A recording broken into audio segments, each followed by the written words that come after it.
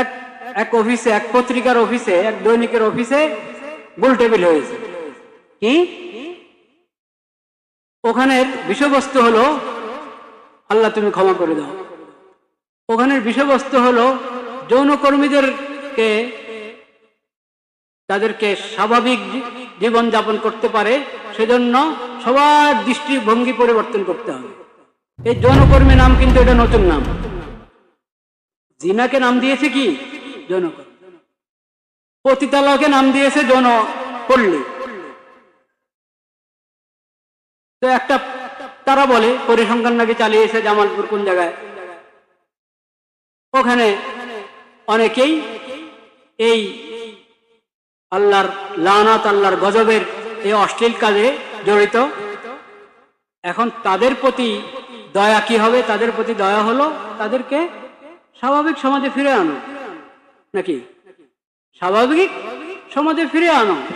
এই পাপের কাজ, এই ঘৃণিত কাজ, ওটা যে ঘৃণিত এবং পাপ এটা তাদেরকে বোঝাও, এটা যে অশ্লীলতা তাদেরকে বোঝাও, তাদেরকে স্বাভাবিক সমাজে নিয়ে আসো, তাদের সবার বিয়ে করে দাও। এটা তো সরকারের কাজ, সবাইকে বিয়ে দিয়ে দাও, মেয়েদেরকে সবাইকে বিয়ে দিয়ে দাও, তাদের বিয়ের ব্যবস্থা করে দাও, তাদের ঘর বাড়ি নিতে ঘর বাড়ির ব্যবস্থা করো।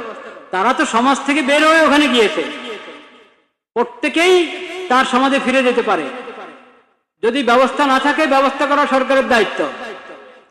কিন্তু এরা, এই বুদ্ধিজীবীরা সরকারকে পরামর্শ দিচ্ছে, জনগণকে পরামর্শ দিচ্ছে তোমরা তাদের এই অশ্লীলতাকে মেনে নাও। আচ্ছা, যদি যদি এই ধরনের এই ঘৃণিত পেশার সাথে যারা জড়িত তাদের বাচ্চা কাচ্চা হলো, এই বাচ্চাদের জন্ম নিবন্ধন কিভাবে হবে? জন্ম নিবন্ধনে বাবার নাম লিখতে হয় না? তো এদের জন্ম নিবন্ধন কিভাবে হবে? এদের জন্ম নিবন্ধন নিয়ে একটা জটিলতা। এখন তারা পরামর্শ দিচ্ছে এটাকে স্বাভাবিক করো, মানে জন্ম নিবন্ধনে মায়ের নাম দিলে তো হয়, বাবার নামের দরকার কি? বলেন নাউজুবিল্লাহ। এক কুফর আরেক কুফরকে টেনে আনে, এক কুফর আরেক কুফরকে টেনে আনে, এক হারাম আরেক হারামকে টেনে আনে। সন্তানের বংশ এটা এবং পরিচয় আল্লাহ রাব্বুল আলামিন নির্ধারণ করে দিয়েছেন কোরআন কারীমে। কার নামে হবে? বাপের নামে। কার নামে? বাপের নামে। এই যে অশ্লীল কাজ, এটা যে অপরাধ, এটা যে হারাম ঘৃণিত কাজ, শত কারণ, একটা কারণ তো এটাই, এর কারণে বংশ পরিচয় বাকি থাকবে না। এর কারণে কি থাকবে না? বংশ পরিচয় বাকি থাকবে না। এখন তারা বংশ পরিচয় দিতে চায় কার মাধ্যমে? মার মাধ্যমে। মার নাম লিখবে, বাপের নাম লিখবে না। বলেন নাউজুবিল্লাহ। এক হারামের সমর্থন করতে গিয়ে আরেক হারাম, এক কুফরি কাজের সমর্থন করতে গিয়ে আরেক কুফরি কাজ। এটা ছিল নবী করিম সাল্লাল্লাহু আলাইহি ওয়াসাল্লামের শিক্ষা। এই রবিউল আউয়ালে আমাদের প্রধান উপদেষ্টার এসেছে, বাণী এসেছে নবীজির সিরাত সম্পর্কে, বিভিন্ন পত্রিকায় এসেছে। সেপ্টেম্বরের 6 তারিখ 2025, 6 সেপ্টেম্বর 2025 বিভিন্ন পত্রিকা আপনারা দেখেন, এই ওনার এই বাণী পাবেন।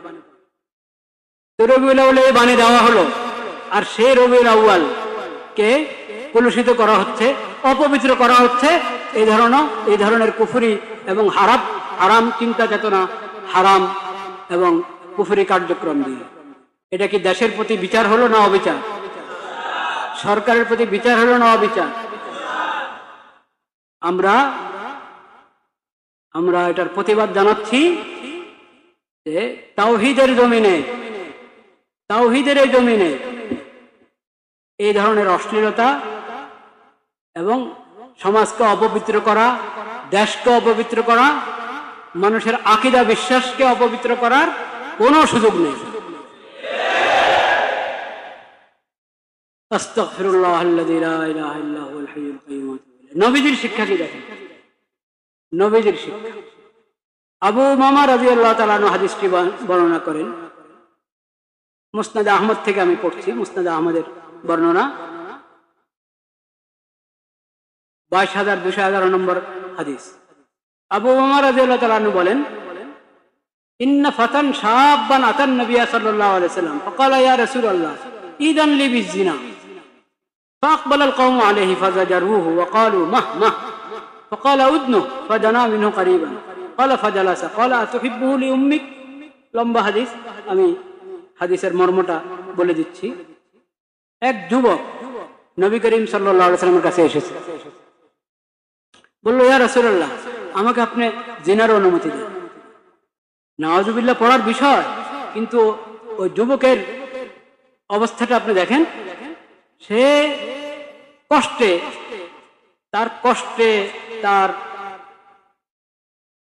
সে এখন ভাবছে, মনে করছে যে আমার তো কোনো বিয়ে করে নাই, এখনো স্ত্রী নাই, তার পেরেশানি। কিন্তু সে বুঝতে পারছে যে আমি তো ঈমানওয়ালা, আমার তো আল্লাহর প্রতি ঈমান আছে, আমি তো মুসলিম, আমার তো নবীর প্রতি ঈমান আছে, আমি এই হারাম কাজ কিভাবে করি? এটা তো হারাম, এটা তো আমি করতে পারি না। এই জন্য ঠিক আছে, আমি নবীদের কাছে গিয়ে বলি, আমার কথা অবস্থা তাকে পেশ করি, যদি উনি অনুমতি দেন তাহলে করলাম। ঈদ আনলে বিজি না, আমাকে দিনার অনুমতি দেন। তার পেরেশানি সে বলল। এখন এই প্রশ্ন শুনেই তো আশপাশের লোকেরা পেরেশান না, যে কি বলে মা মা, আরে চুপ কর, কি বলো? সস্তা করলা, হ্যাঁ, রাসূলুল্লাহকে কি বলতেছো তুমি? কিন্তু রহমতের নবী বলেন উদনুহ। রহমতের নবী তাকে বলেছেন, তুমি কাছে আস, তুমি কাছে আস। সে কাছে আসার পর নবী করিম সাল্লাল্লাহু আলাইহি ওয়াসাল্লাম তাকে বললেন, আতুহিব্বুলি উম্মিক, আচ্ছা যে কাজটা তুমি করতে চাচ্ছ, তোমার মায়ের জন্য এই কাজটা পছন্দ করো? তুমি তোমার মার সঙ্গে কাউ এরকম এই অন্যায় কাজ করবে, এই অশ্লীল কাজ করবে, তুমি এটা পছন্দ করো, এটা চাও? বলে যে না না না না রাসূলুল্লাহ, কি বলেন? আল্লাহর কসম, এটা তো হইতেই পারে না, কেমন কথা? বললেন যে ওয়ালান নাসু ইউহিব্বুনাহু লিউম্মাহাতিহিম, তো মানুষরা তো কেউ তার মার জন্য এটা পছন্দ করবে না। অন্য তুমি যেরকম তোমার মার জন্য পছন্দ করছো না, কোন সন্তান তার মার জন্য এটা পছন্দ করবে না যে সে এরকম কাজে জড়িত হবে। এরপরে বললেন আতুহিব্বুহু লিবনাতিক, ক্বালা লা ওয়াল্লাহি ইয়া রাসূলুল্লাহ জাআলানি আল্লাহু ফিদা, ক্বালা ওয়ালান নাসু ইউহিব্বুনাহু লিবানাতিক, তোমার যদি মেয়ে হতো, মেয়ে থাকতো, তোমার মেয়ের সঙ্গে কেউ এরকম করো, এটা তুমি চাও, পছন্দ করো? না না ইয়া রাসূলুল্লাহ, আল্লাহর কসম, এটা হইতেই পারে না। কেউ তো অন্য কেউ তো তার মেয়ের জন্য এটা পছন্দ করে। এরপর আফাতুহিব্বুহু লিউখতিক, তোমার বোনের ব্যাপারে এটা চাও, তুমি তোমার বোনকে কেউ এরকম করো, অপমান করো? ক্বালা ওয়াল্লাহ, আল্লাহর কসম, না না না, এটাও না। কিন্তু অন্যরা তো চাবে না যে তার বোনের সাথে এরকম করা।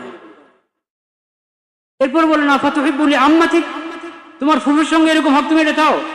ক্বালা লা ওয়াল্লাহ ইয়া রাসূলুল্লাহ, আল্লাহর কসম, না, হইতেই পারে না, এটা জাআলানি আল্লাহু ফিদা। ক্বালা ওয়ালান নাসু ইউহিব্বুনাহু লিআম্মাতিহিম, অন্যরা তো চাবে না যে তার ফুফুর সাথে এরকম হক, তাহলে তোমার খালার সঙ্গে এরকম হক তুমি চাও?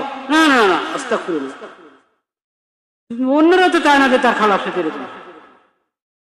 তুমি যে অনুমতি চাচ্ছ, যেই কোনো মেয়েকে তুমি এভাবে ব্যবহার করতে চাও, সে তো কারো মা হবে না, কারো বোন হবে না, কারো খালা হবে না, কারো ফুফু হবে না, কারো মেয়ে হবে, যেটা তুমি তোমার জন্য পছন্দ করছো না। তুমি কিভাবে একজন মেয়েকে এরকম তার সঙ্গে এরকম কাজ করতে চাও, যেটাতে তোমারও, তুমিও লাঞ্ছিত, সেও লাঞ্ছিত হবে, তার ইজ্জত নষ্ট হবে, তোমার ইজ্জত নষ্ট হবে, এবং তার পুরো খানদান কষ্ট পাবে। এরপর এটা হলো নবী করিম সাল্লাল্লাহু আলাইহি ওয়াসাল্লাম যুক্তি দিয়ে তাকে বুঝালেন। কি দিয়ে বুঝালেন? যুক্তি দিয়ে বুঝালেন। এগুলোকে বলে যুক্তি। এখন তো যুক্তিবাদীর শেষ নাই, বুদ্ধিজীবীর শেষ নাই। তারা বুদ্ধি দেয় যে তুমি যৌন কর্মকে তোমার পেশা বানাও, বলেন নাউযুবিল্লাহ।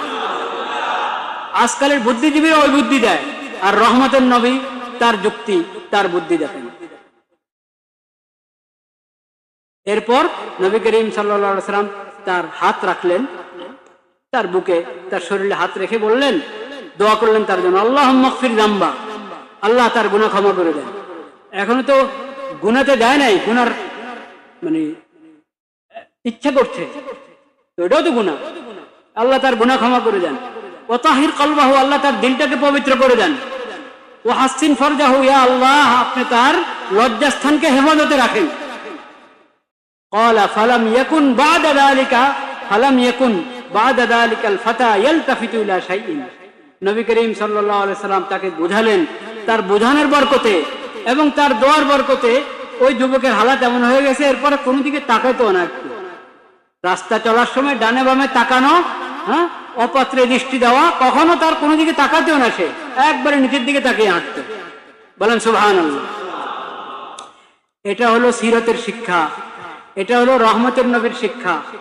আর পশ্চিমা সভ্যতা দ্বারা এই দেশে নিয়ে আসছে, শয়তানি সভ্যতা দ্বারা এই দেশে নিয়ে এসেছে এবং ওটাকে প্রচার করতে চায়। তারা আল্লাহর দুশমন, আল্লাহর রসুলের দুশমন, পুরো উম্মতের দুশমন, এই দেশের দুশমন।